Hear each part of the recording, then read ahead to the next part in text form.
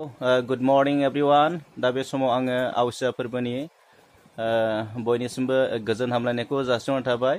दा नोंथांमोननि थाखाय आङो आवसिया फोरबोनि मोनसे गोदान भिडिअ लानानै फैदों।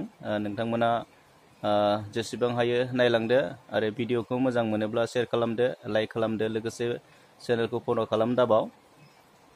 बैसोमुथिया सुवा जानायखाय जोङो सानथाम मानिबाय। दा सानथामनि उनाव दिनै जोङो थानसालियाव हाबगोन, गाजा गोमजायै जोङो फोरबो फालिगोन, फोरबो खुंगोन। दा बे फोरबो खुंनाय हाबाफारिखौ नोंथांमोननो आं दिन्थिगोन। थानसालियाव मा खामानि हाबाफारिजों दिनै हाबाफारिखौ मावफुंलांगोन बेखौ आङो नोंथांमोननो दिन्थिगोन। नोंथांमोना भिडिअखौ हाजासे नायलांदो, जोबजासिम नायलांदो आरो जेसे हायो भिडिअखौ शेयार खालामदो आरो लाइक खालामदो, लोगोसे चेनेलखौ फल' खालामनो थाखाय फल' खालामदो।